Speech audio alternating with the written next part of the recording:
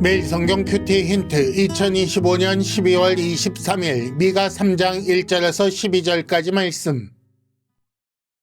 내가 또 이르노니 야곱의 우두머리들과 이스라엘 족속의 통치자들아 들으라. 정의를 아는 것이 너희의 본분이 아니냐.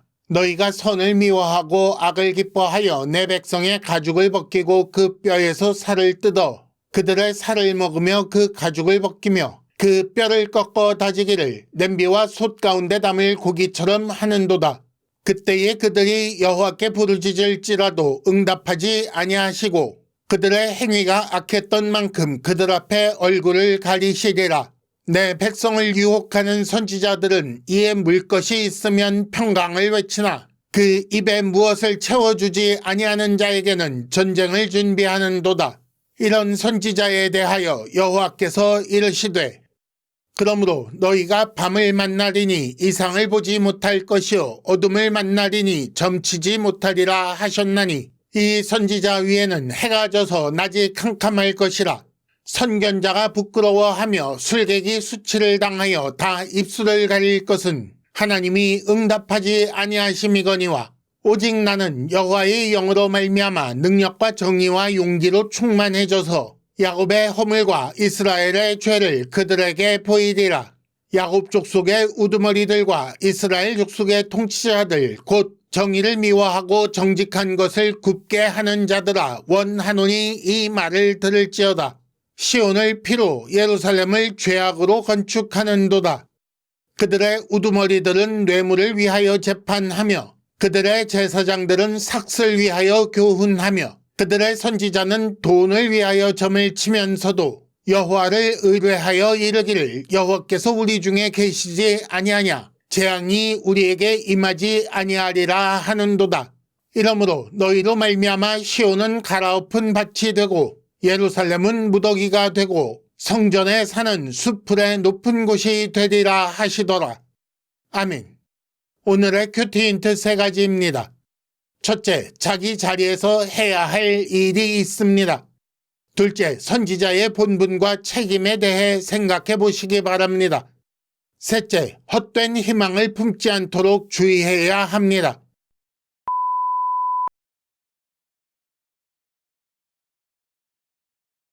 큐티 힌트 첫 번째, 자기 자리에서 해야 할 일이 있습니다. 1절에 보면 야곱의 우두머리들과 이스라엘 족속의 통치자들아 들으라. 정의를 아는 것이 너희의 본분이 아니냐라는 말씀이 있습니다. 통치자들의 본분은 정의를 아는 것이라는 말은 통치자들은 정의에 대해 책임이 있다라는 말이 됩니다. 하지만 그 통치자들은 선을 미워하고 악을 기뻐하며 백성을 죽게 한다고 하시지요. 그래서 하나님은 그들이 부르짖을지라도 응답하지 않겠다고 하십니다. 하나님 백성의 공동체에는 하나님께서 세우신 지도자가 있으며 그들은 공동체 내에 하나님의 공의와 정의를 실현할 책임이 있었습니다. 하지만 그렇다고 해서 이 말씀이 지도자만을 향한 말씀은 아닙니다. 이 말씀은 지도자에 대한 말씀 이전에 본분과 책임에 대한 말씀입니다. 그러니까 누구라도 자기 자리에서 해야 할 일이 있고 본분과 책임이 있음을 생각해야 합니다. 나는 지도자가 아니니 이 말씀과 상관없다라고 생각할 수 있는 사람은 아무도 없다는 말씀입니다. 모든 하나님의 백성은 하나님께서 맡기신 자리가 있고 본분과 책임이 있습니다. 특히 세상을 향하여 하나님 나라의 증인이 되어야 할 책임을 망각하지 말아야 합니다. 힌트 첫 번째, 하나님과 세상 사이에서 그리스도인의 본분과 책임을 생각해 보십시오. 큐티 힌트 두 번째, 선지자의 본분과 책임에 대해 생각해 보시기 바랍니다. 5절에 보면 내 백성을 유혹하는 선지자들은 이에 물 것이 있으면 평강을 외치지만 그 입에 무엇을 채워주지 아니하는 자에게는 전쟁을 준비한다 라는 말씀이 있습니다. 통치자의 본분이 정의를 아는 것이라면 선지자의 본분은 무엇입니까? 5절에 나온 표현을 그대로 사용해서 생각해 보자면 평강을 외치거나 전쟁을 준비하는 것은 선지자의 일, 선지자의 본분이라고 볼 수 있습니다. 문제는 그것을 언제 외치는가라는 것입니다. 선지자가 외칠 것은 하나님의 말씀이고 하나님께서 말씀을 주셨을 때 외쳐야 합니다. 입에 물 것이 있거나 없거나 그 입에 무엇을 채워주거나 그렇지 않거나 하는 것은 선지자가 외칠 것이냐 그러지 않을 것이냐를 결정할 때 고려사항이 아닙니다.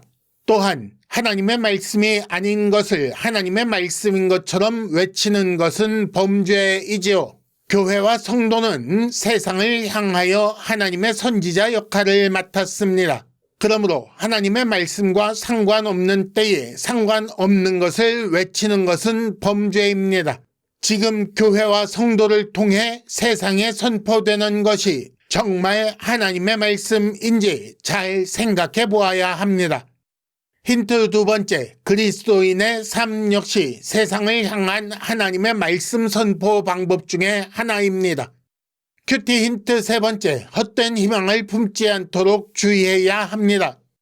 11절에 보면 그들의 우두머리들은 뇌물을 위하여 재판하며 그들의 제사장은 삭슬 위하여 교훈하며 그들의 선지자는 돈을 위하여 점을 치면서도 여호와를 의뢰하여 이르기를 재앙이 우리에게 임하지 아니하리라 라고 한다고 말씀합니다.